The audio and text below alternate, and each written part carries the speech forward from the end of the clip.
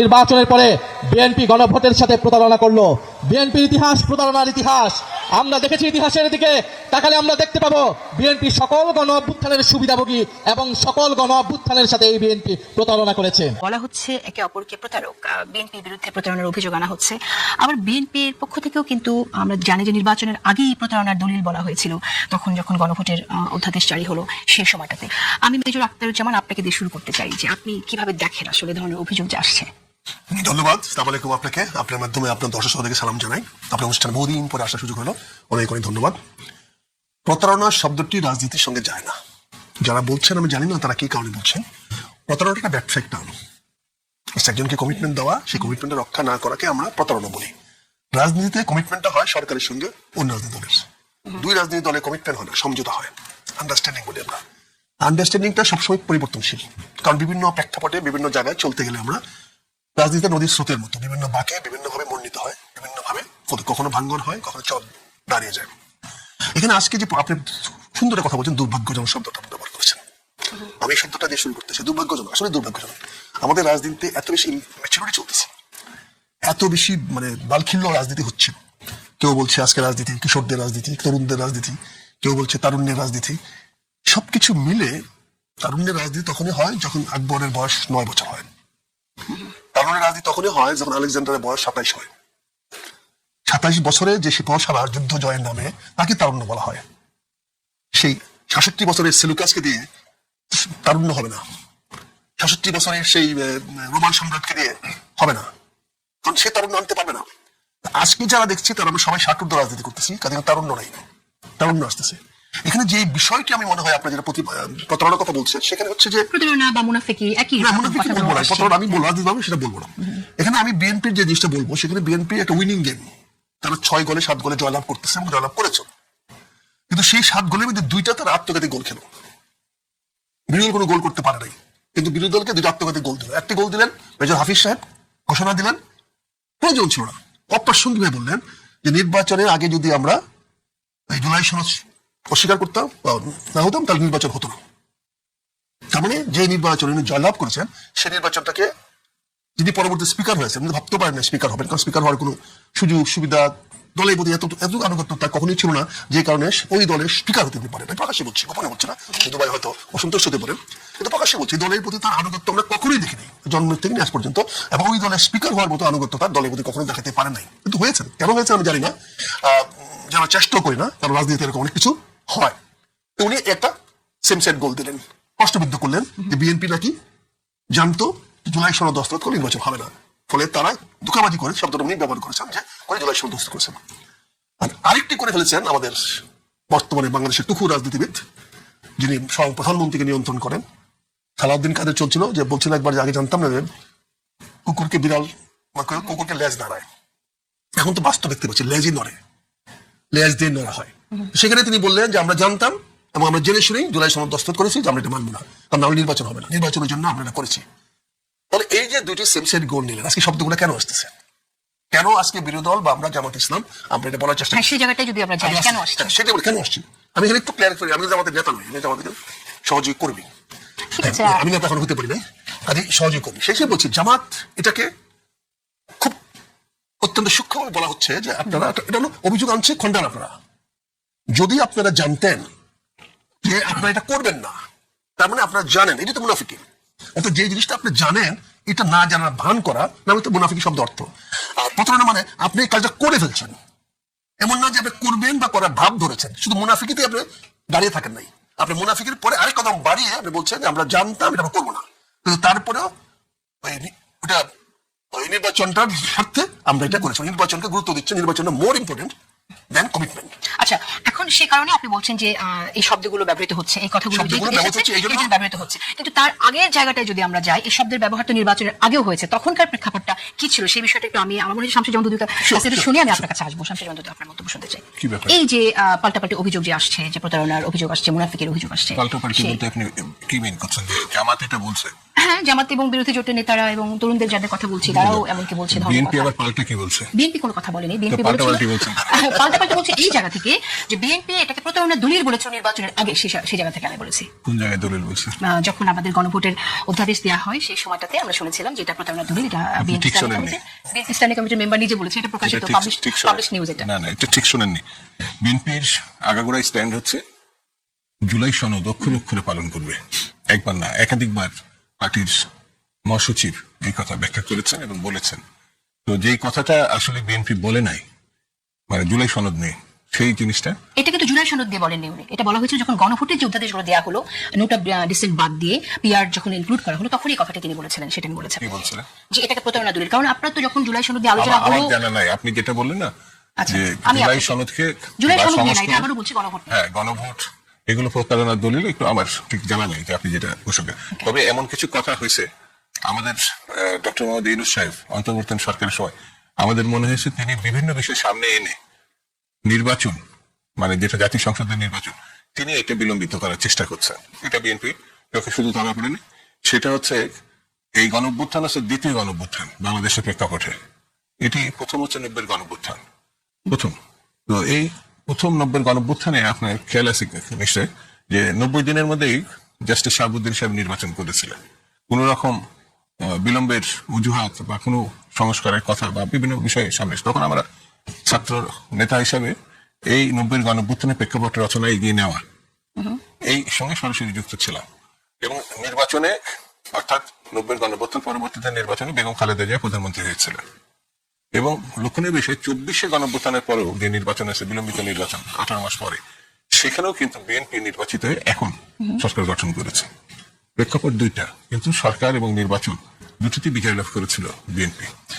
আর কিছু কিছু ব্যাপারে, ধরেন জামাতের অনেক ব্যাপারেই বক্তব্যের ব্যাপারে দ্বিমত বিএনপির আছে। জামাতের মতো করে তার আমির বা অন্যান্য নেতৃবৃন্দ যারা আছেন, তারা বাংলাদেশের রাজনীতিতে নবীন প্রবীণ জানে থাকুক না, তারা তাদের মতো কথা বলেন। যদি অসংলগ্ন কথা বলেন, মানুষ তো সেটা দেখবে। সেটা সমালোচনার খুব বেশি সুযোগ আছে বলে আমি ব্যক্তিগতভাবে মনে করি না। তারা তাদের চরিত্র রাজনীতির দল হিসাবে তারা মন্তব্য করবেন, এবং অন্যান্য রাজনৈতিক দলও তারা তাদের মতো করে তাদের কথাগুলো ব্যাখ্যা দিবেন। যেমন মৌলিক বিষয়টা হচ্ছে যে আমরা সংসদ নির্বাচনে সময় একমত হয়ে গেছে, এই যে 12 ফেব্রুয়ারি নির্বাচন। তার আগে অনেক দলকে অনেকভাবে সমালোচনা করা যায়, কিন্তু 18 বছরের আন্দোলনে তারা ছিল কিনা, যদি থেকে থাকে তো তারা বিএনপির মতোই চলবে বা বিএনপি জামাতের মতো চলবে, এইগুলো তো ওইভাবে নেওয়া ঠিক হবে না। এরা আলাদা আলাদা রাজনৈতিক দল। যেমন জাতীয় পার্টি আগাগোড়া আওয়ামী লীগের সঙ্গে ছিল, মানে ওই যে কি বলে পতিত সরকারের অন্ধ ভক্ত হিসাবে তারা, হ্যাঁ, বিরোধী দলের কি একটা শব্দ শেষ হবে আর তো ভুলে যাচ্ছে, মানে বিরোধী দল সম্বন্ধে বলা হতো।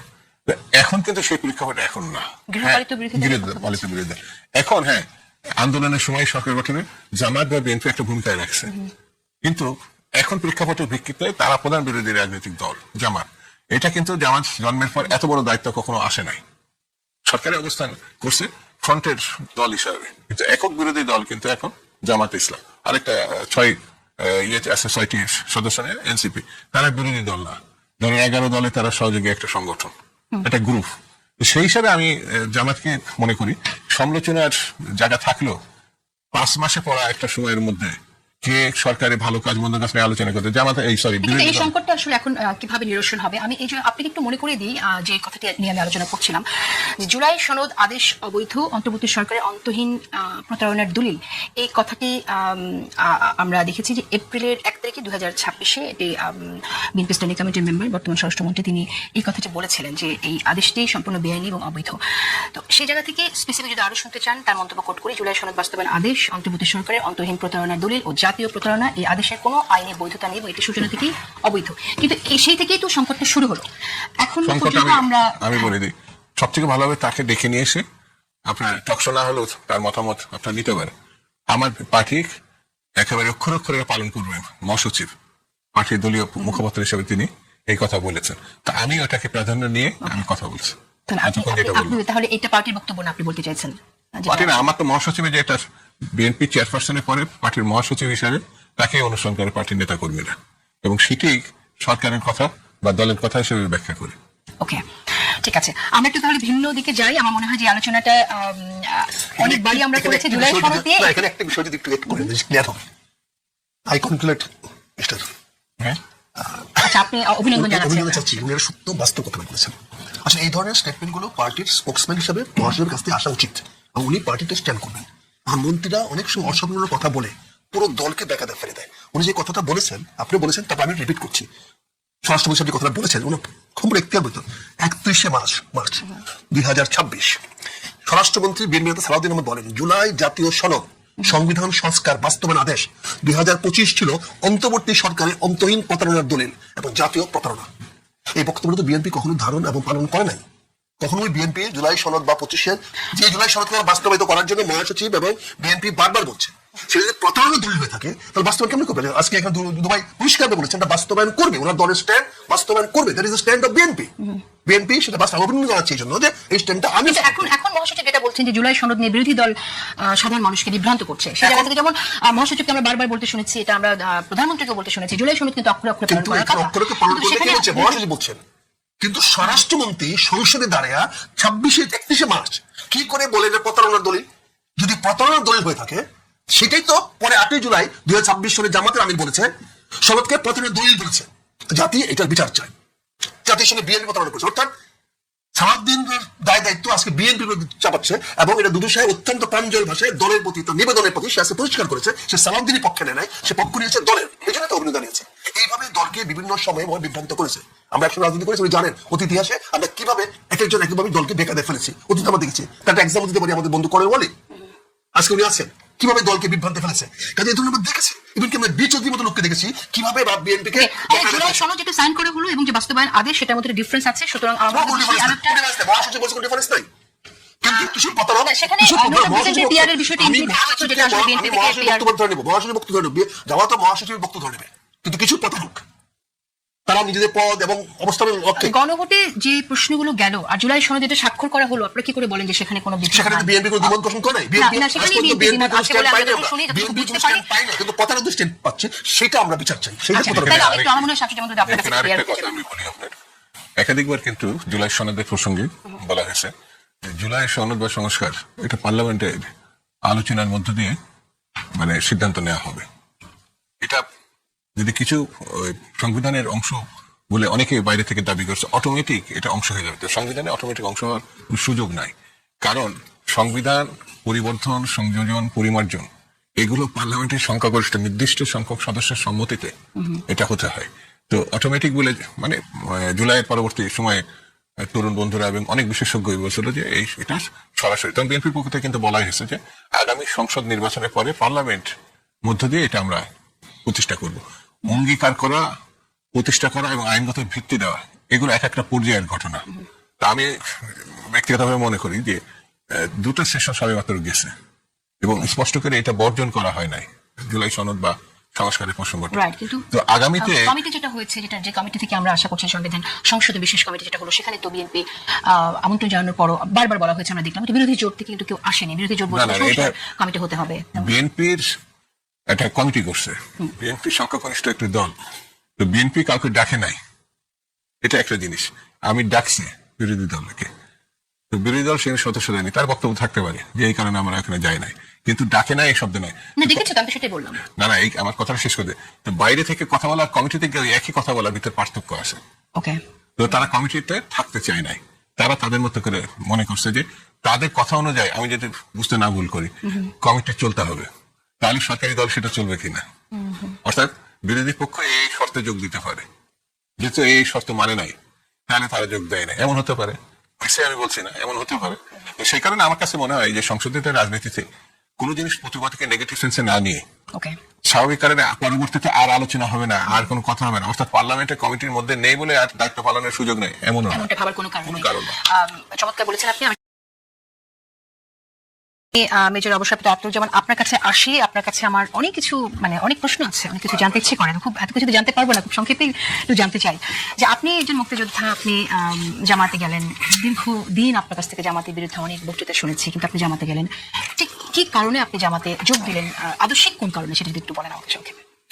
আমার ব্যক্তিগত যেহেতু প্রশ্ন আসলে ফেস করতে আমাকে গত 8 মাস ধরে ফেস করে আসতেছি, তো আজকে একটু পরিষ্কার করে বলি, কতগুলো দিন খান প্রেক্ষাপট দিয়ে বলি। জেনারেল জিয়া রহমান ক্ষমতা এসছে 75-এর পট পরিবর্তনের পরে, 7 নভেম্বর ক্ষমতা আসছে। 78 সাল পর্যন্ত তিনি একাধারে সেনাপ্রধান ছিলেন, প্রধান সামরিক প্রশাসক ছিলেন, স্বরাষ্ট্রমন্ত্রী ছিলেন। এটা ওনার কাছে ছিল। উনি রাজনীতিটা একটা গুছাইয়া নিয়ে আসতেছিলেন। 78 সনের 6 জুলাই উনি কর্নেল মুস্তাফিজকে হোম মিনিস্টার বানালেন, স্টেট মিনিস্টার ছিলেন। লেফটেন্যান্ট কর্নেল মুস্তাফিজ চিটাং থেকে এনে উনি তখন ওই এলিট পেন্ট ডাইরেক্টর ছিলেন। উনি যদি মন্ত্রী হন, সকালবেলা আমি চিটাঙের ফ্লাইটের টিকিট কেটে দিয়েছি চিটাং থেকে। উনি আসছে বিকাল 3টা ফ্লাইটে 4:30 উনি মন্ত্রী হয়েছেন। কাকতালীয়ভাবে দেখেন 11 জুলাই জামাত নেতা, আমাদের নেতা মৌলানা গোলাম আজম পাকিস্তানের পাসপোর্ট নিয়ে অন অ্যারাইভাল 3 মাসের ভিসা দিয়ে ঢাকায় প্রবেশ করেছেন, যেটা মহামান্য রাষ্ট্রপতি জিয়াউর রহমান সাহেব জানতেন না। তখন এনএসএর চিফ ছিল পুলিশ অফিসার সফদার, পাকিস্তান প্রত্যাগত। ডিজিএফআই চিফ ছিল wing commander Hamidullah. Hamidullah protest করল, তার সঙ্গে সব মুক্তিযোদ্ধা প্রোটেস্ট করলো। মুক্তিযোদ্ধা প্রোটেস্ট করলো যে না, কেন উনি বাংলাদেশে আসবেন। জিয়াউর রহমান বাধ্য হলেন ইয়ার পক্ষ নিতে, হামিদুল্লাহ পক্ষ নিতে, অর্থাৎ মুক্তিযুদ্ধের পক্ষ নিতে। মাইন্ড করেন, স্বরাষ্ট্রমন্ত্রীকে আগরতলা কনস্পিরেসি মামলার এজিস্ট্যান্ট আয়ো, সফদারকে সেই মামলার পুলিশ অফিসার। তার মানে তারা by acid test anti Awami League মানে মুক্তিযুদ্ধ বিরোধী। তখন জিয়াউর রহমান সাহেব বাধ্য হলেন গোলাম আজম সাহেবকে নাগরিকত্ব না দেওয়ার জন্য, কারণ দিলে ওই চক্রটা জয়ী হয়ে যায়। এটা আমরা জীবন থেকে বলছি, ঘটনাগুলো দেখেন। তখন যুদ্ধ অপরাধী শব্দটা বানিয়ে আসলো। হামিদুল্লাহ মেন ইস্যু হলো সে যুদ্ধ অপরাধী, তাকে নাগরিকত্ব দেওয়া যাবে না। এই জিনিসটা হেল্লা পাইল। পরবর্তীতে 78 সালে আমার ইলেকশন ছিল, উনি ওই গণভোটের ইলেকশন করে প্রেসিডেন্ট হলেন। তারপর 69 সনে উনি নতুন রাজনৈতিক দল করলেন, বিএনপি আসলো। প্রথম জাগদল করলেন, জাসি সাত্তারের নেতৃত্বে ছিল, যদি আপনি মনে করেন, দুবাজি মনে করেন, জাগদল করলেন। তারপরে উনি মশিউর রহমান সাহেবকে দিয়ে ঐক্যজোট করলেন, ঐক্যজোট নির্বাচন করলেন। জাগদল দিয়ে না, প্রেসিডেন্ট ঐক্যজোট দিয়ে, যারা উসমানীকে এলাও করা হলো, আওয়ামী লীগ এলাও করে রাজনীতি আসতে, এবং যারা উসমানী হলেন ওনার অপোনেন্ট পার্টি। আমি ইতিহাসগুলো কেন বলছি, শহীদ রাষ্ট্রপতি জিয়াউর রহমান কিন্তু গোলাম আজমকে সাথে গ্রহণ করেছিলেন। উনি গুসা হয়েছিলেন, রাজি হন নাই, কিন্তু পরবর্তীতে উনি ওনাকে দেশ থেকে বিতাড়িত করতে বের করেননি। অর্থাৎ যুদ্ধাপরাধী কথাটা গোলাম আজমের বেলায় ছিল না। তাহলে আপনারা যখন এতদিন রাজনীতি করেছেন, আপনি আপনার রাজনৈতিক জীবনে তাদেরকে রাজাকার, যুদ্ধাপরাধী আপনারা তো বলেছেন। বলেছি, রাজনৈতিক স্বার্থে বলেছি, রাজনীতির স্বার্থে বলেছি, রাজনৈতিক স্বার্থে আমরা বলেছি, কারণ আমার অপোনেন্টকে তো আমরা প্রতারক বলবোই, প্রতারণা করলে। কিন্তু আপনি তো, আমরা যখন প্রোগ্রাম শুরু করলাম তখন আপনি বলেন প্রতারণা শব্দটা খুব খারাপ। সেটা বললাম, আমরা কি বললাম আপনাকে, আমি কি বুঝলাম রাজনৈতিক কারণে কি ব্যবহার করা হচ্ছে, এটা রাজনৈতিক শব্দ না। এখন তখন গোলাম সাহেব কি করবে, গোলাম সাহেব তো দলগতভাবে তারা সিদ্ধান্ত নিয়েছে পাকিস্তানের পক্ষে থাকবে, কারণ পাকিস্তানের রাষ্ট্র ছিল, তারা তো যুদ্ধে অংশগ্রহণ করার কথা বলে নাই। যুদ্ধে তো জামাত ইসলাম অংশগ্রহণ করে নাই, রাজাকার আলবদ আসলাম জামাত ইসলামকে জানে। সেখানে ছাত্র শিবিরের ছেলেরা কিছু সব মিলে গোটা বিষয় হবে, তারা অংশগ্রহণ করেছে। এটা দলীয় সিদ্ধান্ত ছিল না, দলীয় সিদ্ধান্ত ছিল তারা পাকিস্তানের পক্ষে থাকবে। মুসলমানরা ছিল, মুসলিম লীগ ছিল, জামাত ইসলাম ছিল, নেজাম ইসলাম ছিল, এনডিপি ছিল, national Democratic party, Nurul Amin national Democrat ছিল, তারা সব পাকিস্তানের পক্ষে ছিল। আমাদের সারা গ্রাম বাংলা মানুষের শান্তি কমিটি করেছে, এমন কোনো গ্রাম নাই মুরব্বীরা শান্তি কমিটি করে নাই। পাকিস্তানের হাত থেকে দিনের বেলা বাচ্চার জন্য শান্তি কমিটি করেছে, রাত্রেবেলা মুক্তিযোদ্ধাকে স্থান দিয়েছে। এটা সারা বাংলাদেশের তৎকালীন পাকিস্তানে এটা ঘটনা ছিল। আজকে এখানে আদর্শগত ব্যাপার না, আজকে আমরা দেখেছি যে আমরা ইতিহাস আমরা বলে, আমাদের বাস্তব প্রমাণ বলে যে জামাত ইসলাম যুদ্ধাপরাধী নয়। কিন্তু আজকে এসে আমরা কি দেখছি, যে এখন যে আদর্শিক পথ হচ্ছে, আদর্শিক পয়েন্টে দেখছি আমি বর্তমানে যে নেতৃত্ব বিএনপিতে আসছে, সেই নেতৃত্বে আমার পক্ষে থাকা এখানে সম্ভব হবে না, কারণ আমি এখানে এই ধরনের অবহেলা আমি মেনে নিতে পারবো না। আচ্ছা, এখন আপনি যে স্ট্যান্ডগুলো দিচ্ছেন, যে কথাগুলো বলছেন, এটাও কি আপনার রাজনৈতিক স্ট্যান্ড থেকে আপনি বলছেন? এর আগে তো আপনারা রাজনৈতিক স্বার্থের জন্য আপনারা প্রতারক বলেছেন। না, এটা তো আমার 2025 সনে আমি যোগদান করার পরে আপনি আমাকে প্রশ্ন করছেন, আমাকে তো প্রশ্ন করছেন। তার মানে আমার প্রশ্ন করার জন্য চুপ থাকে মনে করবেন আমার কিছু বলার নাই। আমার তো স্পষ্ট বক্তব্য আছে, পরিষ্কার বক্তব্য আছে। আমি সেটাই বলছি আপনাকে, যে আমি এখন দেখলাম আমাকে একটা পরিবর্তন হতে হবে, কোথায় যাবো? সেখানে এমন একটা আদর্শগত দলে যাচ্ছে। আমি বলি না বিএনপি আদর্শ নয়, বিএনপি অনেক আদর্শ আছে, কিন্তু বিএনপির নেতৃত্বের প্রতি আমার কনফিডেন্স নেই। এটা আমি প্রকাশ্যে বলছি, গোপনে বলছি না। বিএনপি রাজনৈতিক দল হিসাবে এখন আমি মনে করি বেশ দল, সুপার দল, কিন্তু দলটা এখন যাদের নেতৃত্বে চলতেছে, আমি সেই নেতৃত্বের প্রতি আমার আস্থা নেই। আপনার আস্থা নেই নাকি? আপনি এক জায়গায় বলেছেন জামাত আশ্রয় দিয়েছে, যদি না দিত রাস্তায় পড়ে থাকতে হতো, এই ধরনের কথা নাকি? আপনি কি কোনো কারণে আশ্রয় দেয়নি বলে আপনি জামাতকে ভালো বলছেন? আমি এই বাড়িতে থাকবো না, আমি আরেক বাড়িতে যাবো, সে বাড়িতে আশ্রয় না দেবো, কোথায় থাকবো?